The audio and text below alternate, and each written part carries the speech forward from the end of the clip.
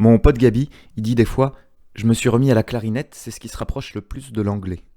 Bon, d'accord, quand il dit des trucs comme ça, je l'écoute plus trop parce que ça n'a aucun sens. Mais en même temps, on vit une époque où l'on vient de voir sur les réseaux sociaux Terminator en costume de gouverneur de la Californie, appelé au respect de la démocratie en brandissant l'épée de Conan le barbare, parce qu'un néo-nazi déguisé en viking et quelques-uns de ses potes ont envahi le Capitole pour qu'un milliardaire peroxydé et actuel président des États-Unis le reste, bien qu'il se soit fait jeter par un oiseau bleu surpuissant qui révèle à l'envi les tendances et les normes, et pour que le dit président, disent-ils, puisse lutter contre un réseau pédosataniste mondial dont ferait partie un homme qui possède plus que le produit intérieur brut du Qatar, consacrant la moitié de cette fortune à terraformer Mars, fortune qui vient juste de dépasser celle d'un autre homme qui lui ne possède que le produit intérieur brut du Maroc, ce qui est finalement assez petit joueur, fortune qui lui vient d'un site internet bien connu que je ne citerai pas pour ne pas faire de pub à Amazon, qui fut l'un des grands gagnants de ce confinement et qui consacre lui sa fortune à développer le transhumanisme afin d'augmenter l'humain, humain qui par ailleurs continue de crever par centaines de milliers dans des camps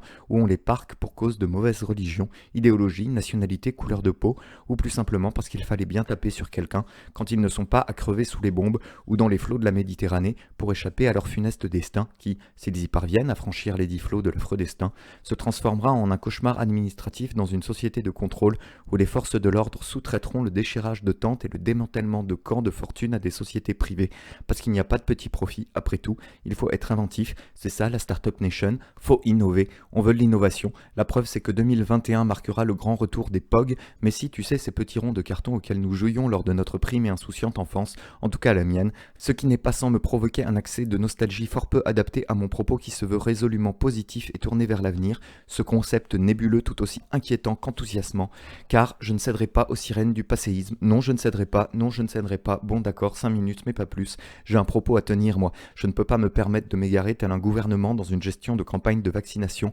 vaccination qui soulève par ailleurs des levées de boucliers un peu partout parce que on va nous inoculer la 5G, ce qui finalement est plus pratique et moins onéreux que d'aller s'acheter le dernier iPhone en date quand on y pense, iPhone produit donc par des travailleurs exploités de par le monde et creusant les ressources en silicium, ressources rares et stratégiques, qui fait, entre autres choses, du continent africain un vaste bordel géopolitique où le néocolonialisme occidental fait des ravages, même si parfois, pour rassurer nos consciences remplies de culpabilité, on livre une histoire émouvante et inspirante d'une jeune femme qui, luttant bec et ongle, finit par devenir maître international d'échecs alors qu'elle a grandi dans un bidonville ougandais de Katwe, dont le père et la sœur sont morts dans sa jeunesse, et nous lisons cela avec le plus grand respect, parce qu'il faut le dire, on ne bite rien aux échecs, même si on a regardé le jeu de la dame la veille sur Netflix, célèbre compagnie états-unienne, grande gagnante elle aussi de ce confinement et en passe de ridiculiser Hollywood, dont les ors de la splendeur de jadis sont écaillés par des scandales et qui peinent à sortir ses films, puisque les cinémas sont fermés à cause d'une pandémie mondiale qui est, selon certains, seulement la première d'une longue liste, parce que tu vas voir, quand le permafrost aura complètement fondu,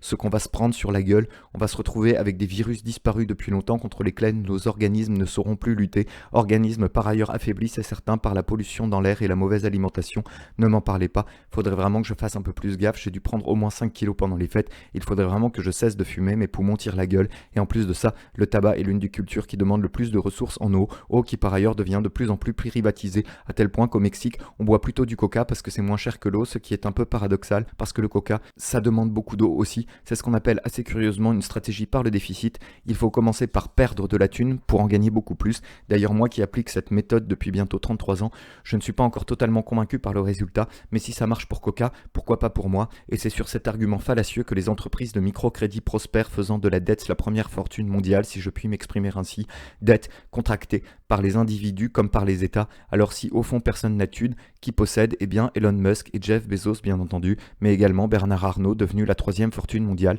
qui lui possède le PIB du Guatemala, pays dont les occidentaux se foutent pas mal, mais où quand on n'est pas content, on ne se déguise pas en viking pour prendre le parlement, non, on le crame directement, ce qui doit nécessiter pas mal d'essence, en même temps là-bas il y en a pas mal, ce qui explique que si les occidentaux se foutent du Guatemala, leurs dirigeants beaucoup moins, parce que le pétrole c'est la vie dont on se demande parfois de quoi elle est faite, qu'est-ce qu'on fout finalement face à cette abyssale et monumentale montagne d'absurdité qui fait que parfois, un dimanche soir, dans un bistrot clandestin, on s'accoude au comptoir pour philosopher, et où empli de nostalgie, on repense à son enfance, où tout ça était moins compliqué, on ne se prenait pas la tête avec des questions de tarifs de barils de pétrole, non, on ne faisait que jouer au POG tranquillement, si je te décanie tes POG, je te les prends, c'est comme ça, c'est simple, efficace, la règle est la même pour tout le monde, et si tu es mauvais au POG, tant pis pour toi, il ne te reste plus que tes yeux pour pleurer, et c'est ainsi que tu fais l'expérience l'expérience du vide, de la futilité totale de l'existence qui nous prend parfois secrètement et insidieusement un lendemain de réveillon et qui nous fait souhaiter une bonne année, exempte, oh non pas de grands malheurs, pas de vœux de fin de pandémie, de fin de guerre et d'armes atomiques. Nous sommes trop petits, trop chétifs, trop insignifiants pour de tels vœux, trop veules et trop minables. Non, nous prendrons notre lot de malheurs comme tout le monde avec ses pandémies, ses attentats et ses rediffusions de films de Christian Clavier sur TF1. Nous endurerons tout cela stoïquement, les dents serrées, et si notre dos est courbé, notre regard, lui, reste droit. Mais malgré tout, nous faisons le souhait que notre quotidien soit débarrassé de ces moments un peu gênants, un peu nuls, un peu vides. Vous savez, comme quand vous êtes dans le métro avec quelqu'un et que vous dites au revoir trop tôt, bien avant la station suivante, et que vous savez plus quoi dire, et que vous cherchez un sujet, un petit sujet pour ne pas avoir l'air con. Pas un truc trop grave du genre de l'invasion du Capitole par les Vikings, non, quelque chose de facile, d'évident, de consensuel, d'élégant au fond, et dont tout le monde se fout, une anecdote brillante et pertinente que l'on peut lâcher comme ça, l'air de rien, du type « Tu savais que la somme des nombres entiers positifs était égale à -12 ?» Mais ce genre d'anecdote ne se trouve pas sous le sabot d'un cheval, non. Le futile, l'extrême futilité, sitôt que l'on tente de la saisir, se dérobe toujours, et tout paraît grave. On ne peut l'atteindre qu'après avoir contemplé l'humanité dans son ensemble, grouillante et rampante, assoiffée, affamée, hagarde et perdue dans l'immensité du cosmos où des trous noirs entiers se baladent en liberté, se foutant des règles de la physique la plus élémentaire et annihilant tout sur leur passage, planètes et galaxies, des systèmes entiers, des univers dans leurs intégralités, des milliards de billions et trillions d'étoiles. Ah, c'est sûr, vu comme ça donne de l'horizon, ça remet en perspective. On se dit finalement qu'avec tout ce foutoir universel au-dessus de nos têtes, 7 milliards d'êtres humains, c'est rien, pas le début du commencement d'un quart d'atome, alors on peut lever son verre fier de dire m'en fous d'abord, même pas mort, et qu'au fond, quand Gabi dit je me suis remis à la clarinette, c'est ce qui se rapproche le plus de l'anglais, on s'entend répondre quelque part au fond de nos tréfonds, et à raison d'ailleurs, on s'entend répondre donc, ah ouais, pas con.